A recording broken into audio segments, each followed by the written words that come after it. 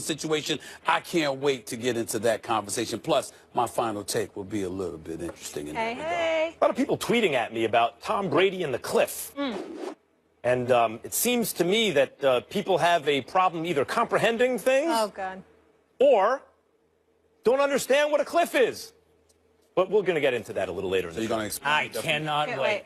I can't wait either. I can't wait to talk about this. I got my dictionary ready. Perfect. Looking up the definition of a cliff. Perfect. And I have the thesaurus in case we need that too. We don't know what a cliff is. Yeah. So I got it. I'm We'll ready. break it down for us. All right, let's get into it, gentlemen. So the Falcons blew the biggest lead in Super Bowl history, leading 28-3 with 2 minutes left in the third. They were outscored 31-0 the rest of the way. This pretty much can't get any worse, unless, of course, you're the Seahawks, who made arguably the worst call in Super Bowl history, not handing the ball off to beast mode, costing Seattle the chip 2 years ago. So these are the type of games, the players tell us, that you never get over. I think as fans, you don't either.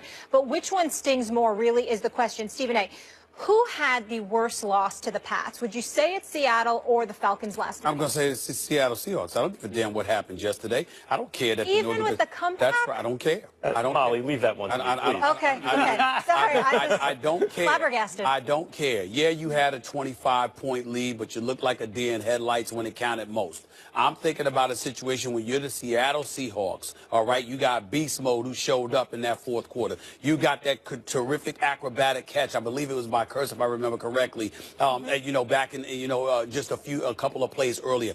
You've got beast mode, Marshawn Lynch running from the 5-yard line to the half-yard line. You're a half-yard away from a Super Bowl title, and you blow it. You blow it. Last night, when I looked at the Atlanta Falcons, even though you were up 25 points, as New England gained that momentum, I saw the deer in headlights. I saw them get a little frightful. I saw the greatness of Tom Brady just ooze, just easing up on everybody. It got to a point where literally, even when New England was down 28-20, everybody was like, don't let Brady get this ball back. Don't let him get this ball back because it's going to get tired, all of this other stuff. And so suddenly now you're panicking because your defense, which got away with got disguised by subpar competition the previous 6 weeks, suddenly found yourself up against the man and said, oh, damn, what did we get ourselves into now? That was not the case with Seattle 2 years ago. 2 years ago, you are at the half-yard line. And I'll put it to you this way. We can use a boxing analogy because I know how much that touches you. Remember Julio Cesar Chavez. You remember Mildred Taylor. Richard Steele, right? 2 seconds left and counting them out for crying out loud. I mean, to be that close and then to blow it like that. That's entirely different than a quarter or a quarter and a half. Okay. That's what I look at. I cannot believe how wrong you got this one. It is so clearly and by so much the Falcons. This has to hurt so much worse for so many different reasons. Like, I don't know where to begin, but I'll start with this.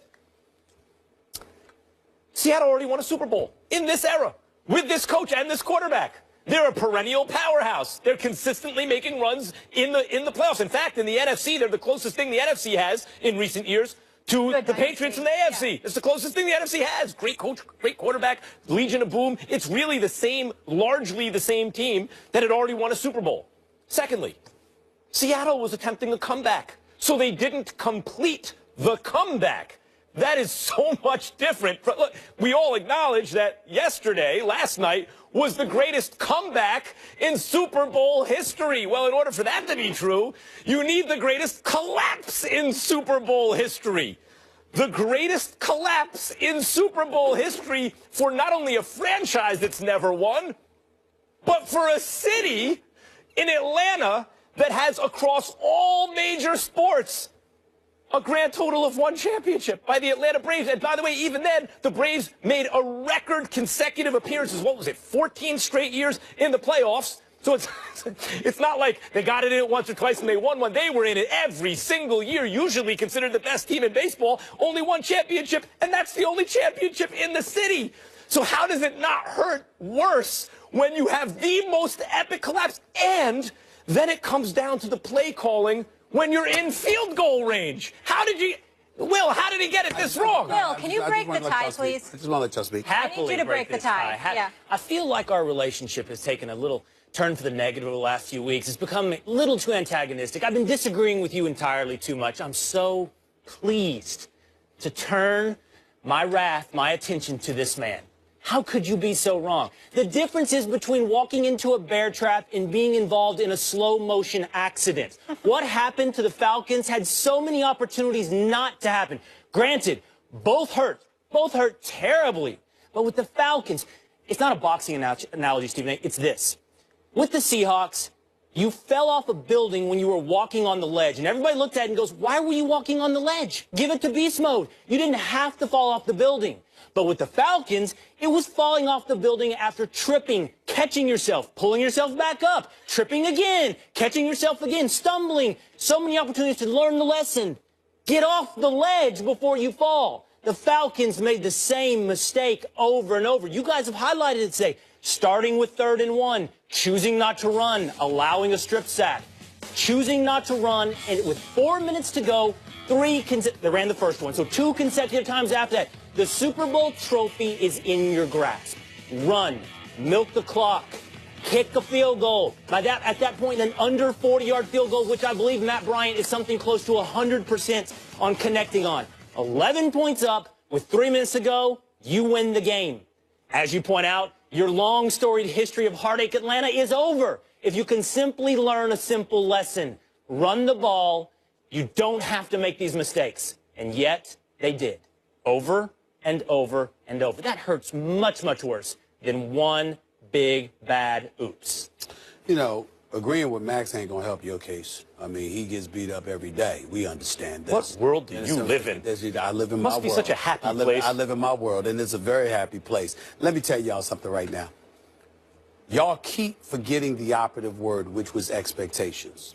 Coming into this game, when everyone talked about the New England Patriots and the Atlanta Falcons, whether you picked Atlanta to win or lose, most people outside of a T.J. Ward or a T.I.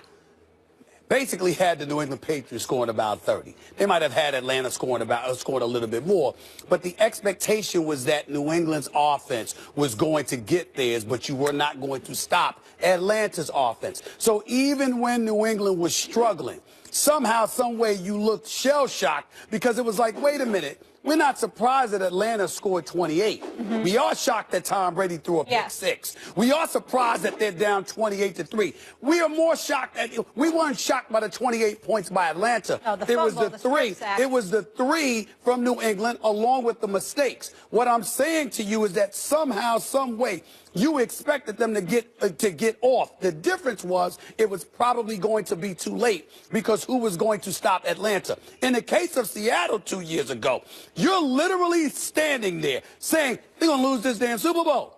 It's the obvious call to make, and it's the stupidest call. I don't care what Donovan McNabb says. I don't care what Tim Hasselbeck says. I don't care what any NFL analyst says. Same call won Clemson the national title against Alabama. The stupidest call. Don't give me college. We talking about the Super Bowl. But don't it worked then. So that call worked Don't give me college, okay? Don't give me kids. I don't want kids, all right? I'm talking about the NFL. The hell you bringing me up kids for?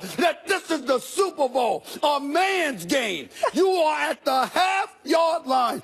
Beast mode is your running back. Giving it to beast mode. And you decide. And by the way, not only that, but it left with these questions.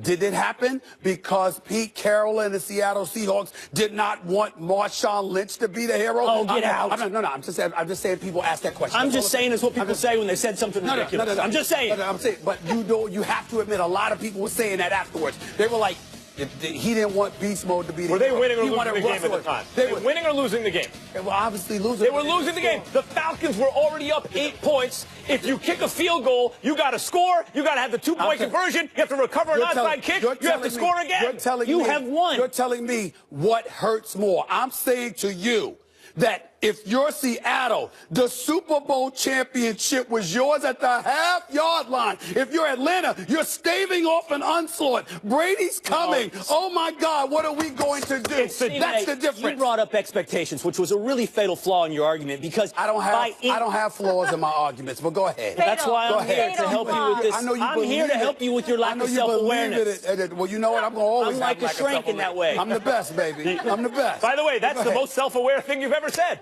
All right. The win probability, according to ESPN, at one point in time in that game was 99.5%. So, okay, guys. You brought up expectations. That, my friend, is some sense You of kick a field goal, it goes to 99.99.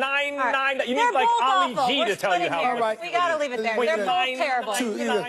The MIT guys right here. That's what I'm going to call them. The MIT. I don't give a damn about ESPN. Will is staying with us. Coming up, Tom Terrific wins his 5th Super Bowl and 4th Super Bowl MVP. How close is that cliff now?